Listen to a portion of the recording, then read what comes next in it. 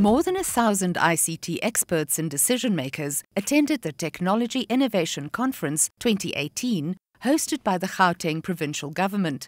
Gauteng MEC for Economic, Environment, Agriculture and Rural Development, Lebogang Maile, introduced the second panel discussion on the opening day of the conference.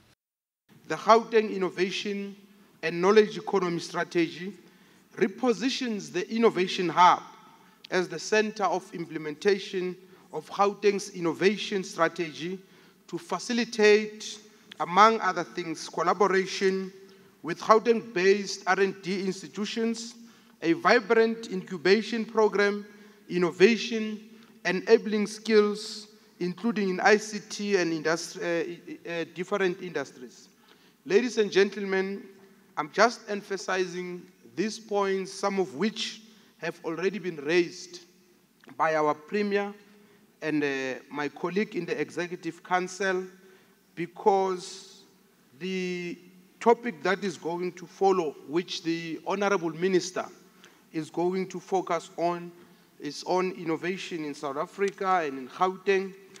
And I think our next speaker does not need any introduction, because he has been a minister for many years in our country. He was previously a minister for intelligence and is now responsible for telecommunications and postal services.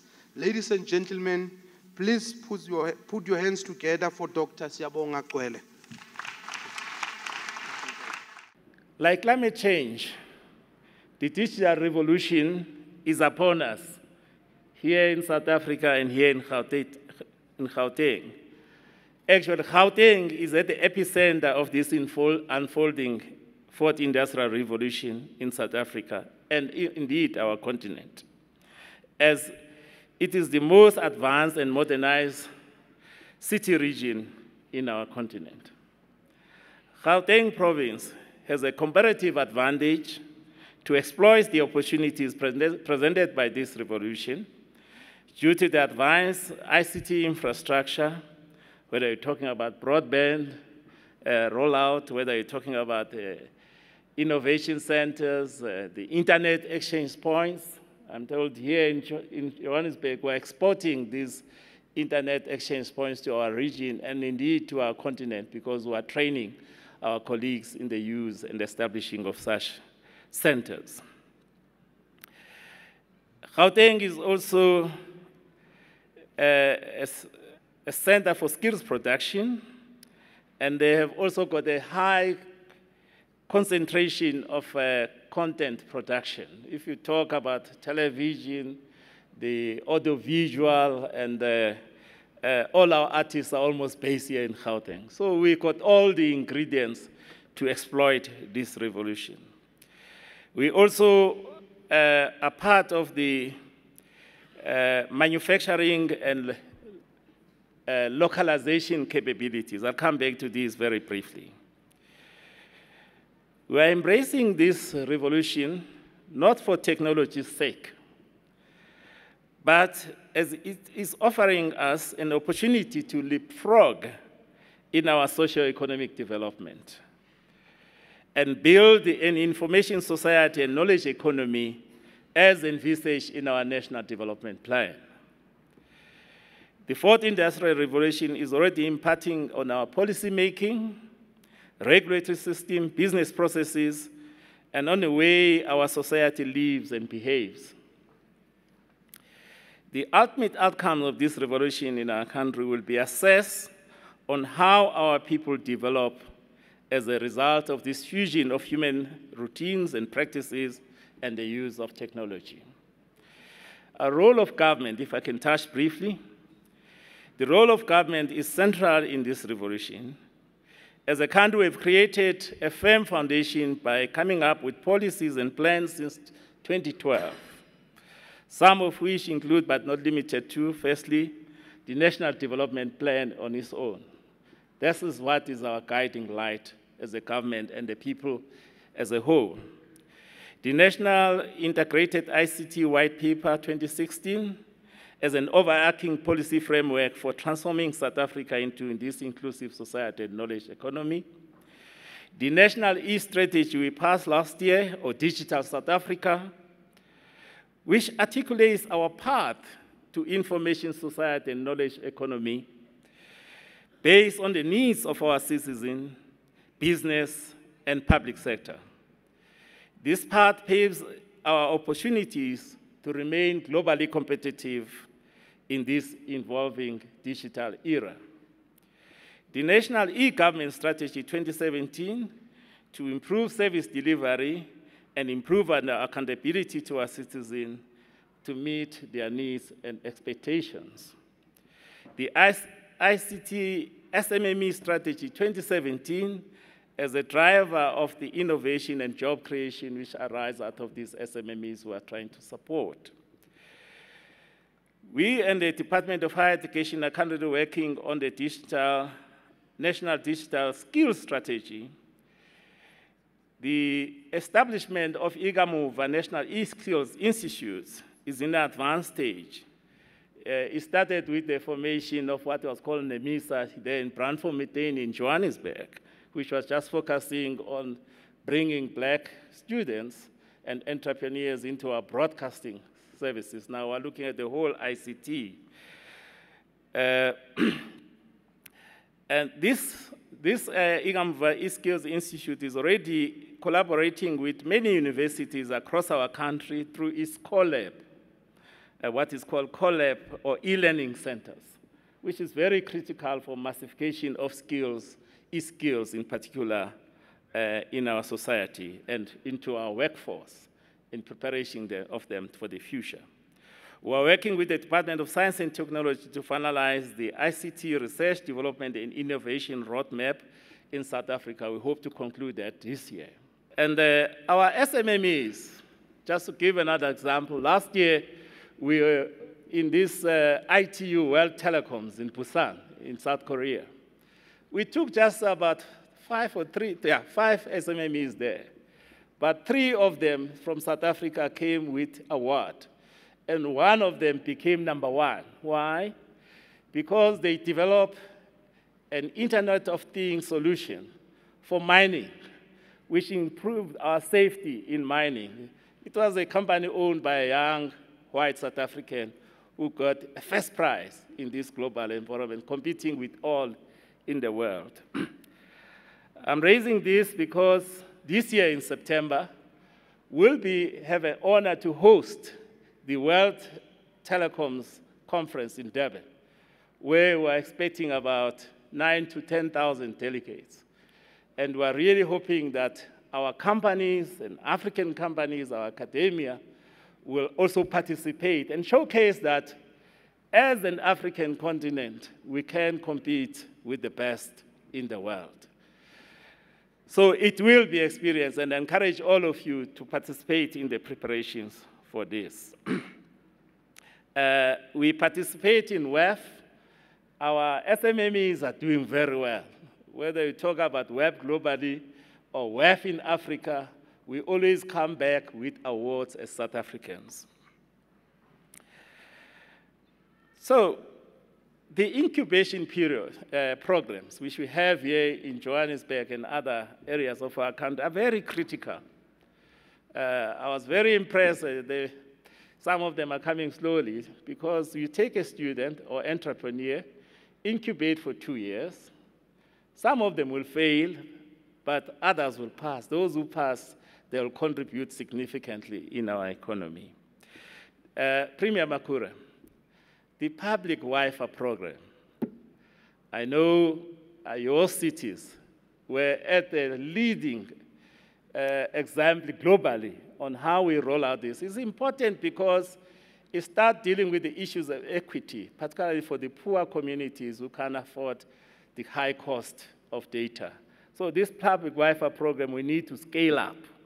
It is happening here in Gauteng. Tshwane was #1, followed by Johannesburg, Eguruleni. I don't know what's happening now, but we need to work with our mayors to make sure that these programs are scaled up.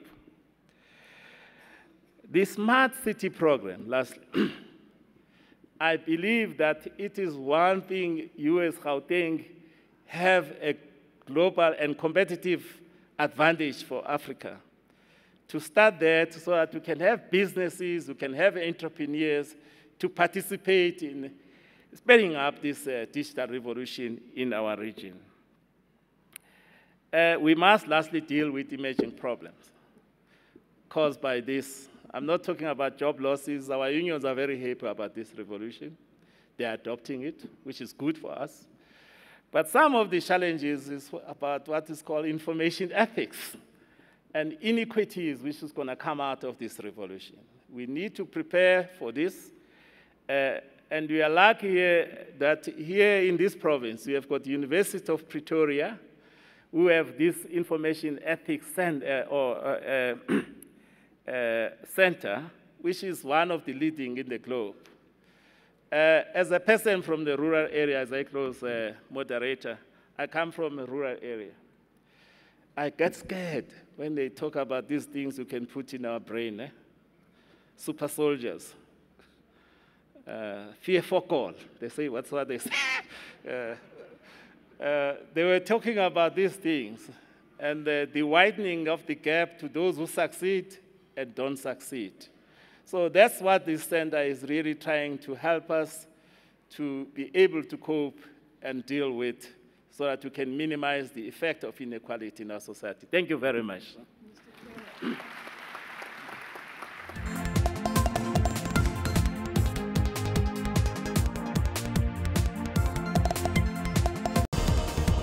Thank you very much. So we have our panelists, and I am going to ask my first speaker to talk to me now. Again, gentlemen, we're talking about tangibles.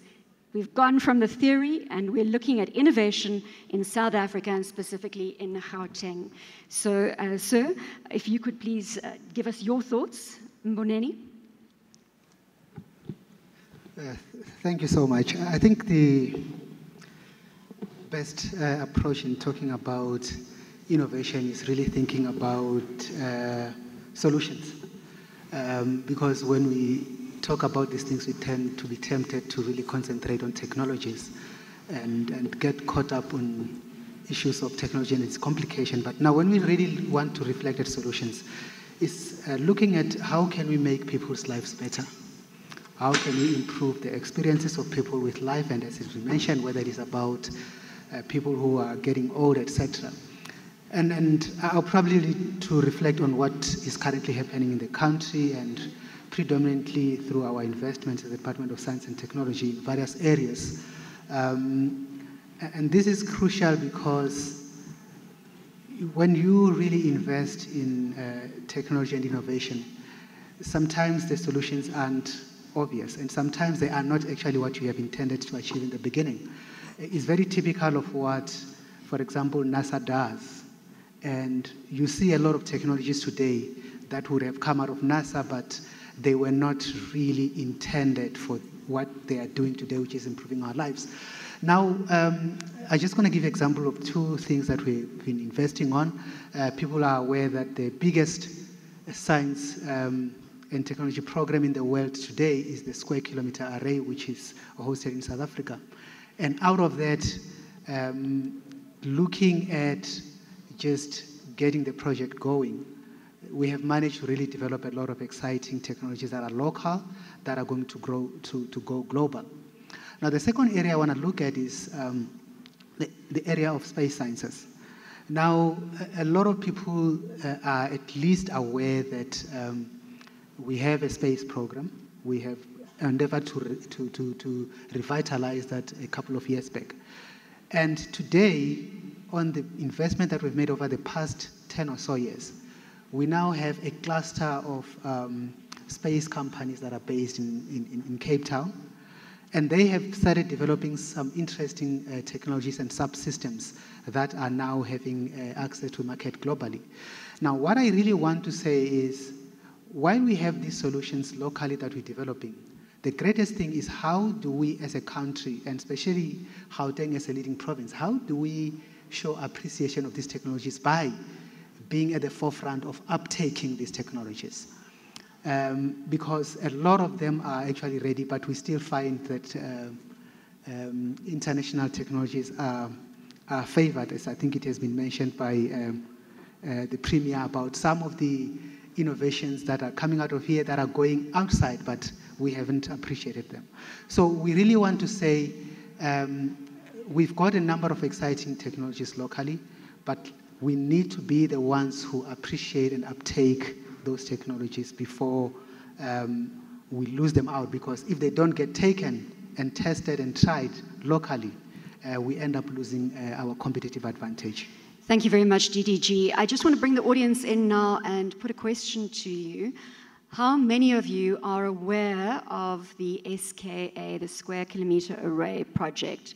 So we can poll the audience as we go through now to Sarab, who's going to give us his sense from on the ground, what we mean when we talk about innovation is afoot in Gauteng and South Africa. Thank you. So if we look at our education system, all through our education system, whether it is schools or colleges, we have all had courses on history, but we never had any courses on future. And that's the challenge that we face. How do you imagine a future? How do you imagine a future without any diseases like AIDS and cancer? How do you imagine a future without issues like the poverty alleviation that is there? How do you imagine a future without email? How do you imagine a future without passwords? It's all happening today in front of us. The future where driverless cars are driving us from one place to another, it's happening today. The future on Mars, it's all happening as we read in news. And obviously, if we are not able to control wars, different wars on Earth, how on Earth, how on Mars, we will control such wars on Mars. So the future and how do you imagine this future is what technologists like us do. And once you imagine the future of how a library of future will look like, how would an education system of future will look like, and then you create backwards technology solutions to work for it. Honorable MEC in her opening address spoke about the broadband connectivity. It's an interesting analysis that was done by World Bank probably 5 to 10 years back, where it said for every 10% increase in broadband penetration, the GDP grows by more than 1.35%. And the leadership of the province took that step of connecting rural, semi-rural areas with broadband connectivity. Now the innovation, whether it is in the form of various applications, innovation in the form of what will happen to future schools. One very favorite thing on innovation that I keep on talking about is we hardly go to library these days. But 3 to 5 years from now, with a fantastic connectivity in place, the future of library will be when you walk inside and then you are able to wear your VR glass or AR glasses, and you're able to interact with Albert Einstein himself. Thank you. Thank you so much. So I just want to come back to the panel. The question that I asked, do you know about SKA? So 65% of our audience knows about SKA. I don't think that's acceptable. So I'm going to go back to DDG very briefly. Just give the other 35% of this audience a sense of what the Square Kilometre Array means for South Africa and for Gauteng. So the Square Kilometre Array, these are basically instruments that are helping us to make sense of our planet, but by looking up. So when we talk about space science, there are two aspects of it. The one aspect is looking down from the space to the Earth, and the other one is looking up into space, if the space is up, to see the history and the formation of the galaxies and the stars. And this actually tells us a lot, because you basically are retracing the steps. Now, the help that it brings in terms of understanding where we come from, it also provides a lot of solutions around the issues in terms of data handling. So this project is based at the Northern Cape, obviously, as the core of the project, but it's going to have global reach in terms of some of these aspects of it being in Australia and in the rest of the African continent. And these are big, big instruments that are going to look into the stars, collect data and information that is going to tell us more about where we come from. And the reason why it is important is because the issue of time is very crucial there. Now, when they look at the star and they see the light that comes from the star, you probably might be even looking at the star that doesn't exist anymore, because the light that is reaching us now from that star might actually have been emitted 1 million years ago. So that is really where you begin to figure out perhaps where and how the Earth was formed. So these are the equipments that as South Africa we have been entrusted by the whole world to actually lead in the process of. And we're entering the space era. Thank you very much, DDG.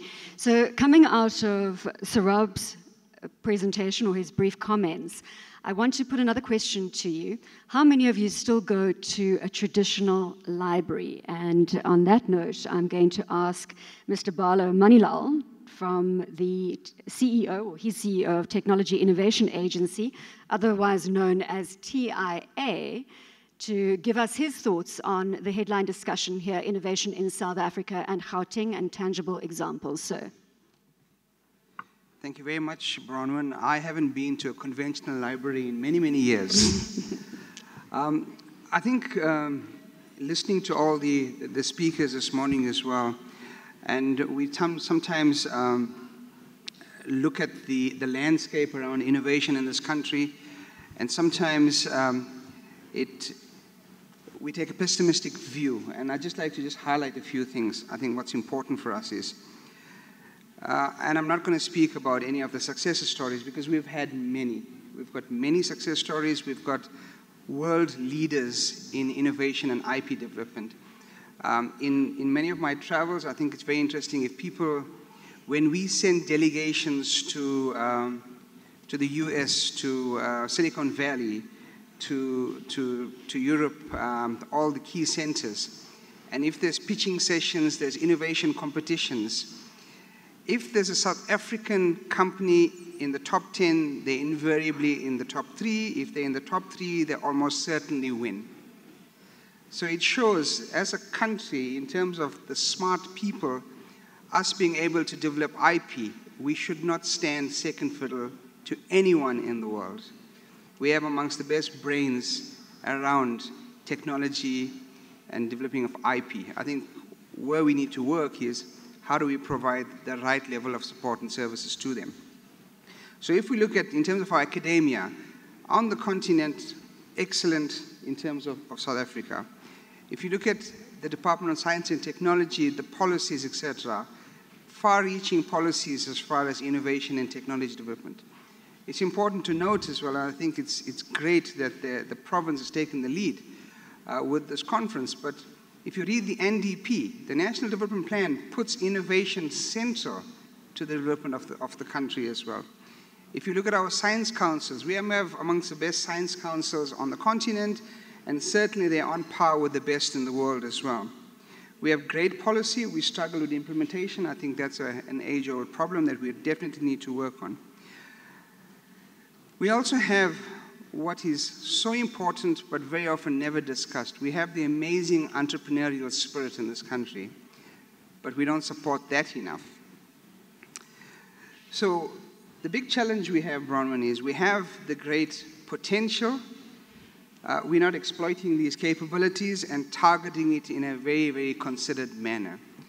And when we do that, we need to not have an annual conference like this. We need to have conferences nationally. We need to get a buzz around innovation and technology development. We need to have a long-range plan. We need to look at what is a 30, 50-year plan to transform the economy from a resource-based economy to a knowledge-based economy, and using innovation and technology development as a baseline for that. Many speakers spoke about pace and agility. That is a huge problem we have in this country, and I think as government entities and support entities, we need to reform the way we do business. We need to have a far more fluid way of going about business in order to support the entrepreneurial spirit that we have so abundant in this country as well. We need to look at the risk issue. We way too risk averse. We need to look at how we can encourage people to push the boundaries, remove the stigma around failure. For me, it's a huge problem that we don't do enough in the townships and the rural areas for youth around innovation and technology development as well. So for me, I'd just like to summarize, there's a few F words. Focus. We need to have a greater focus on innovation, on long-term planning, on what we expect innovation and technology to do at a policy level. We need to remove the fear of failure. We need to look at how government departments can integrate a lot better, not be protectionist in information and policy discussions. We need to have a lot of fun. The best innovations in the world, you speak to all the best innovations in the world, the best ideas emerged whilst they were having fun. You can't have great ideas emerging with fear instilled in you to come up with ideas. And I think the biggest F word, Bronwyn, is funding. We need to look at how we can harness the full potential of the funding systems, become a lot more fluid, a lot less risk-averse, have deeper pockets, refine the way we look at business plans, etc., ensure that we can mobilize the youth, have rapid innovation funding systems. We're working on all those. Well, I want to come back. I want to come back to the issue of funding across the panel. Okay. But before we do that, I want to get Professor Saina to come in here, Deputy Vice-Chancellor, Research and Internationalization at the University of Johannesburg. And a lot of the discussion this morning has focused on STEM, science, technology, engineering, maths. I think you're very well placed to talk about innovations in the education space and what we are seeing, sir. Yes, thanks very much. I must say that the Technology Innovation Agency colleague was able to use 4 F words in an open panel. I must compliment him on that. I think that we've talked earlier today in terms of implementation. In fact, I heard the words implementation a number of times. And I think coupled with the word implementation is the aspect of human capacity development and the kind of human capital that we generate from our secondary schools, from our primary schools, and also from, of course, from our universities. I'll give you an example. A few weeks ago, I was traveling through China, and I was reading an article which said that all students are required to learn Python as part of their primary school education. By the way, primary school education. And I mentioned it to one of my colleagues from humanities, and he said, "What kind of snake? Is it such an important aspect?" And of course, we were talking about a scripting language. And so it becomes that other than the languages, they were also learning how to code. And I think that is something that we need to embed in the way that we do things. The role of universities, I think, to produce new knowledge and intellectual property is key, but we also have to change the way that we think. Often our graduates are taught to think in terms of writing CVs. They're not always taught to think in terms of writing business plans. And we are receiving new students, and I was speaking to some of our students recently, and I asked them to write down, opportunity is nowhere. And I asked them, can you read it differently? And very few were able to shift the gaps, to read the same text, as opportunity is now here. So I think that we do need to shift the way that we think traditionally. But onto a couple of examples of innovations in the teaching and learning space. So firstly, I think that the role of online programs, including open online courses, is increasing. My background is from the University of Johannesburg, where we have launched 3 master's degrees, full programs online, and one of them is in online ICT education. We have developed, as part of our decolonization of knowledge effort, we have developed a program called African Insights, which brings about the aspects of humanities, but also in the space of technologies. Because we believe that technologies, particularly as automation progresses, that this progress should also embed aspects of the African value system and other value systems that brings about a natural inclination of ethics in the way that technology develops. You have heard many times that universities are entities that bring in students, and many of them are not able to complete their studies. To this end, we have brought in a tool called Blackboard Predict.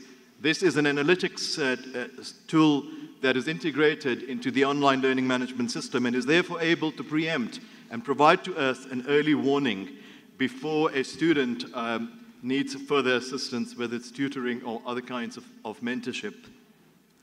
But over and above that, we have to break the silos in the way that we think. So I'm going to give you a very simple example of a makerspace, which is the space with the 3D printing capabilities, which was placed on our Doornfontein campus. And this makerspace is between two faculties, health sciences and engineering. And we had some students from health sciences that were looking at model skeletons.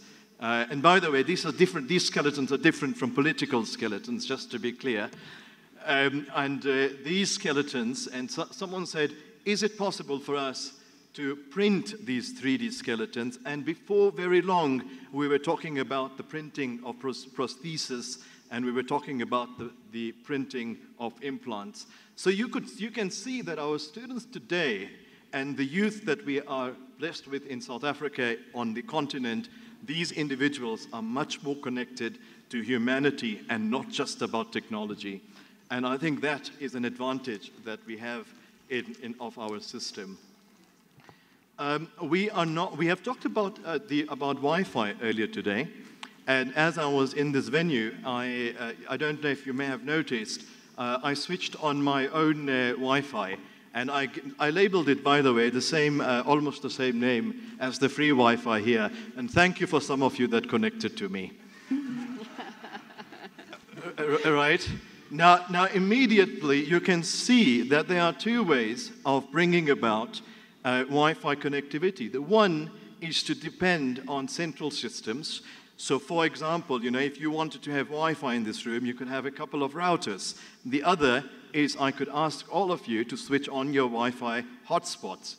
So very quickly, one could change an individual to an institution, and you could have a social innovation. Now think about fiber connectivity that goes to our townships, that goes into parts of Soweto. How do we change individuals into entrepreneurs? So to take a different model, a decentralized model that reaches the last mile. So I want to, because I also want to talk about entrepreneurs, and I think we've got to get everybody on the panel to give their sense of what we can do to fast-track entrepreneurs. It's come across a number of times in the discussion. The breaking down of these silos. Everybody is saying it. We heard it loud and clear in the first discussion, and we're hearing it again in terms of breaking down silos. There's breaking down silos in the private sector, in the public sector, and across civil society, so that we are sharing infrastructure to ensure this digital revolution and that we benefit the most marginalized of our population, as Minister Pandor was saying earlier. I want to go back to our poll, and I think an important question to ask the audience is coding a priority for your children? Is coding a priority for your children? And there we have the responses to the library. I think we all know that. Why I use Google will be the base answer. Although 15% of the audience do like the quietness of the library. So let's put that other question to you and come back to what we can do for entrepreneurs. If we're building solutions, many are tabling entrepreneurs in the technological and in the digital space as the answer to fast-tracking digitization of the broader economy. DDG, let's get you to give your input in terms of what we can do to support entrepreneurs to change the status quo when it comes to digitization. Yeah, for me, the easier way is to build a breeding ground for entrepreneurs. And I'm going to really reflect to one of Gauteng's premier program in the form of the Innovation Hub. Now, you create that platform where you allow people to come in, all ages, share ideas, get the necessary support that they want. And you basically need to make it as easy as allowing people to walk in with their ideas and basically create opportunities. And what we have been trying to do, and as a department as well, is to, because we've really supported the development of a whole lot of technologies, is we host on a biannual basis a conference called Innovation Bridge, where we basically showcase all the innovations that have come out from government funding. And we are now creating a database of them so that you can have access. Every entrepreneur who wants to go and check what ideas are there for them to take them forward, they can do that. But when you got those ideas, you then need to be able to have a place where you can be nurtured to grow. And that is really where the programs that we're doing, and I will keep saying we when I talk about the Innovation Hub because I sit in the board of the Innovation Hub as well. Well, we like the collaboration that yes. we insinuate. Yeah. So when you look at the ECASI labs that have been created, that is really where you are now reaching out to people, because ideas cannot be monopolized within your suburbs and the universities. There are a lot of good ideas that are sitting in the townships where we need to be able to create opportunities thereof as well. And we need to be able to provide the necessary support, which could be funding, which could also be technical and otherwise. But we need to be able to create that platform. Unless you create it, people will be really walking around saying, but I don't know where to go. So if we create that platform, people can know where to go, they can know where to be helped. They can also be referred if they are not able to be helped at where they have arrived. Saurabh, can you add your voice, please? So I run a company called Into IT Technologies. We have future labs here in Gauteng, which is about 1,000 square meter. And I'll tell you a couple of examples of what young kids of 22, 23 years of age have come up from an innovation point of view. Now, a group of youngsters, this was their first job, and we have a monthly innovation meeting where one of them come up with an idea, saying there's so much of buzzword about Bitcoin, but does anyone know about bit walking? And then my answer was obviously no. So they came up with a solution saying there are hundreds of such cryptocurrencies in the world, not as valuable as Bitcoin, but this group came up with an idea saying, I stay really far in the township. We walk not less than 4 to 5 kilometers to reach to wherever we need to go. The concept of bit walking is the more you walk, the more currency you mine. So these group of youngsters are creating a solution based on a cryptocurrency, based on someone's physical walking. And that's how you mine the currency. Now this is happening here, right here in Gauteng. Now imagine if this solution is given to an insurance company, where they will reward you for walking 4 or 5 kilometers or whatever in form of cryptocurrency that you can go to a local pick and pay and use it. Now, the moment you start thinking about solutions beyond the natural, the moment you start thinking about problems that we face at the most lower level, the moment you start thinking about scarcity and not abundance, you start creating solutions that is going to impact all of us. The other interesting idea that came, which we are very proud to work with also, is in past we used to all queue up on a phone booth to make an local, international, or STD calls. Then we started queuing in front of an internet cafe to surf internet. The future is when we will walk into a store which is next to a pick and pay and checkers, where we will go and print our own clothes, print our own calorie-controlled burgers. A 3D printing cafe revolution that will hit us in the next 2 to 3 years. Are we ready for it? Well, there are youngsters who are creating such solutions which might not only impact the top 2%, but also the bottom 90%. I'm just going to come back to some interaction from the audience here, and I want my panelists to absorb these questions. And if you want to come through with an answer for any of them, we've got 22 respondents which are saying, What are we doing in education for Industry 4.0? Is it enough? Why is the Gauteng Provincial Government not doing more to support youth access to internet?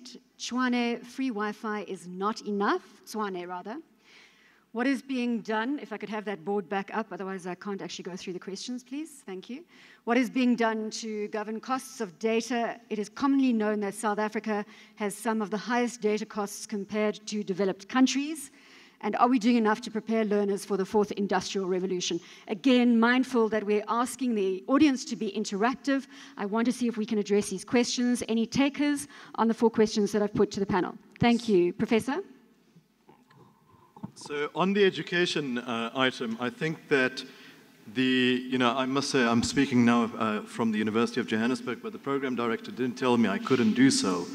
The university has actually embraced Industry 4.0 as its key catalyst in terms of driving not just engineering curricula, but all of curricula and pedagogy and innovation. And this is not only in the technology sense only, but also in aspects of policy, in aspects of social and economic.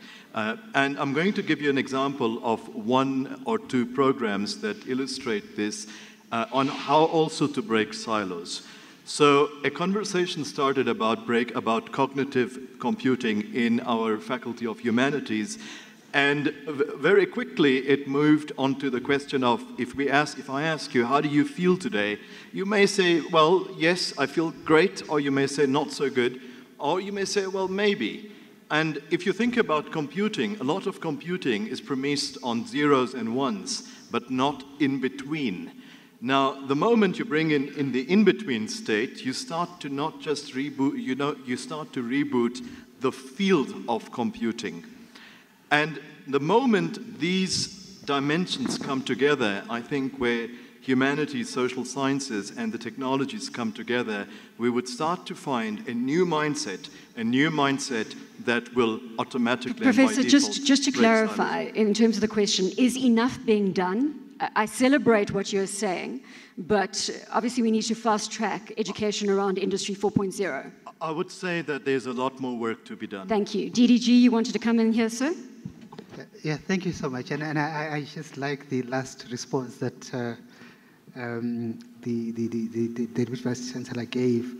I think the movements are starting to be there, and mention was made of what is happening at the Chumulong precinct, for example, where the universities are coming in, and we're beginning to realize that the education curriculum as is not necessarily going to help us respond to this thing. And I'm going to give you a taste of this. When we talk about Industry 4.0, Industrial Revolution, the issue around technology is actually on the issue of convergence. So you see a lot of technologies converging. So you don't have physics, you don't have chemistry, you don't have chemical engineering, whatever it is. You actually have a mesh of these things driving the economy. And what we're training today is not that. And if you still are going to do an IT degree for 4 years, and you come out of that, basically you are miles behind.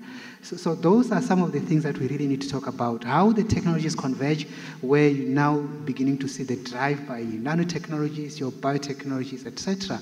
And those are actually a fusion of a whole range of the traditional fields of studies today. So we come back to this theme that we've heard reiterated over and over, the breaking down of silos, collaboration across platforms, across the public sector, the private sector, and inclusive of civil society. Balo, could you come in here in terms of the questions that have been put to the audience? I mean, to the panel, rather, from the audience? Bronwyn, I think in terms of the 4.0 and following on from my earlier intro around our capabilities, sometimes I get the feeling all we need to do is pop the champagne, and I don't mean celebrate, I mean release the pressure. The youth are extremely talented. We need to give them the environment to do this. We need to integrate 4.0 into schools, into secondary schools. I know Gauteng is very progressive in terms of Wi-Fi and creating the enabling environment. We need to look at even in primary schools, how do we change the narrative and instill in the kids the thought about them becoming job providers versus job seekers at that basic fundamental level? We need to have serious entrepreneurship programs in schools, and I think we need to look at how we integrate industry into our complete private secondary school curriculum. And to that point, I think if you look at our polling, how strong is the South African innovation culture, just to the point that you're making around entrepreneurship, we're saying that 42% of the audience believes that we have a strong innovation culture. So that's less than 50%, which goes back to what we need to do in terms of alleviating the plight of entrepreneurs in South Africa, encouraging that innovation in order to catalyze digital transformation.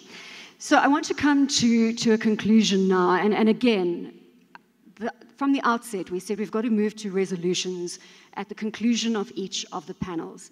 Resolutions that we can take from this stage and we can implement, and when we come together again, for want of a better word, we can track and monitor the progress that we're making in terms of what actually is taken out of these conversations and is implemented from a tangible perspective. So I am going to start. Sana, perhaps you can come in. Sarah, perhaps you can come in here.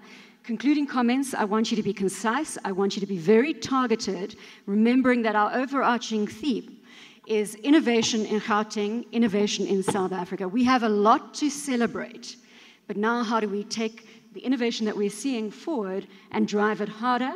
And the key point, the key criticism that came across in the earlier conversation, the speed of execution needs to be accelerated. Sarah. Sure. So I think in concluding remarks, I'll have two broad suggestions or actions coming in. Now, as an industry player, we keep on hiring probably hundreds of students from universities every year. What we realize is obviously a gap. We also realize that a lot of experienced resources and developers and engineers are going to lose their job as time progresses. So what is important is to unlearn what you have learned and relearn. That process of unlearning and relearning, I think that's one cycle. If we can do faster enough, we will not only survive this onslaught of automation that's coming our way, but we'll also be relevant to today and tomorrow. The second point is what we should try and see what best practices are being done across the world. Like, for example, what happened in New York, where they have set up, and all the government applications, they created a secure environment, and they created a secured API where people like you and me could then log in and create our own BI on top of that, create our own solution on top of that.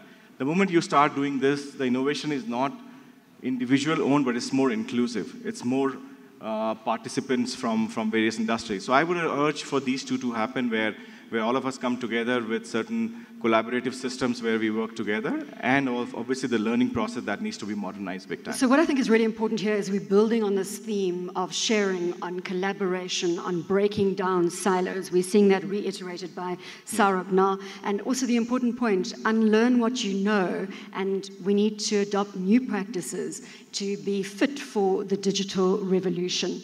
If I can get Barlow to come in at this stage and again build on the actions that we are taking out of this discussion. So, Bronwyn, I think from my side as a recommendation, as I said, innovation is central to the NDP. Every single entity in this country has to, in some way or the other, link up to that.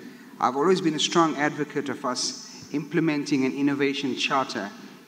So my proposal would be that we consider an innovation charter, and that would then compel all public entities to rally in for a common goal around innovation. However, the end journey maybe is here. I think you just need to mobilize better for now. Thank you. Great, and I just want to reiterate that also builds on one of the conclusions that came out of the initial panel, where we were told to accelerate the importance of e-government. Now, I'm sure that an innovation charter could be the mandate of e-government, and in that way, we would see policy being put forward that, again, encourages innovation, encourages entrepreneurship. Professor Saina? Yeah, I think the one aspect is that we tend to often think in terms of long-term planning.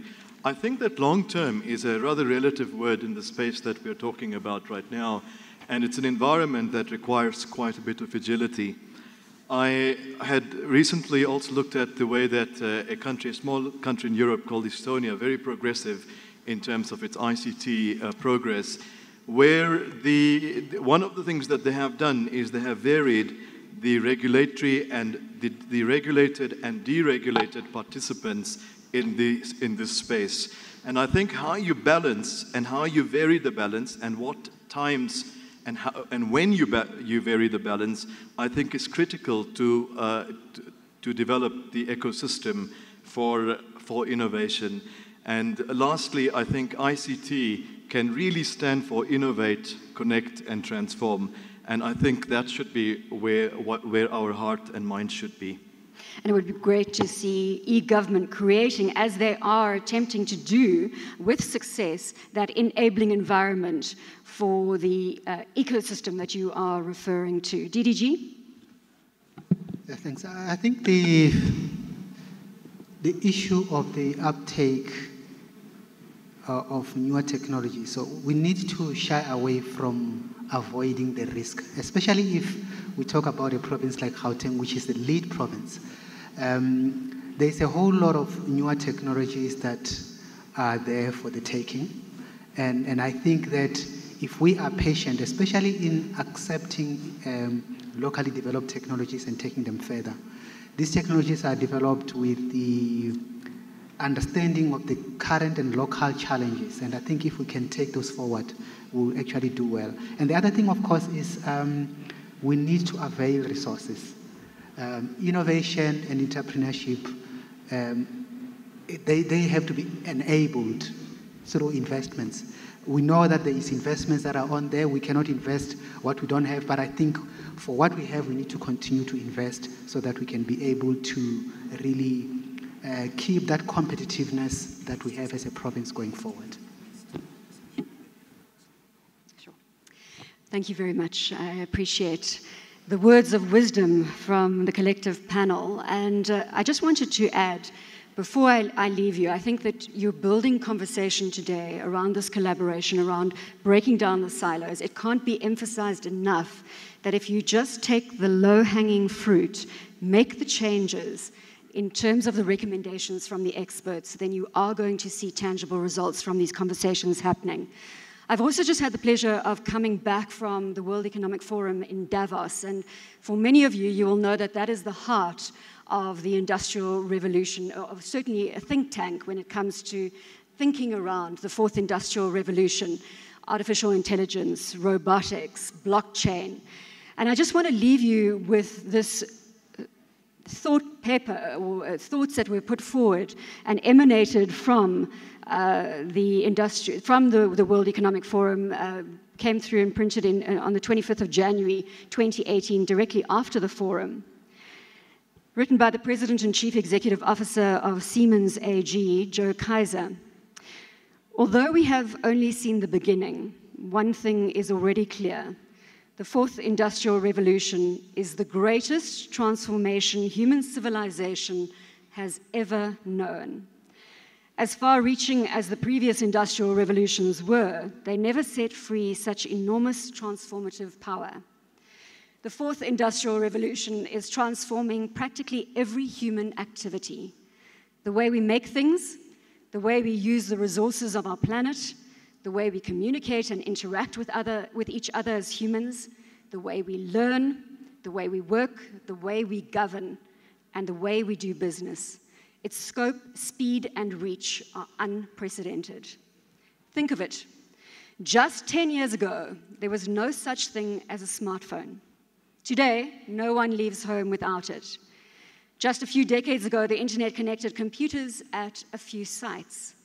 Today, practically every human being can connect to a network that spans the entire globe and provides access to the greatest repository of information and knowledge ever created by humankind.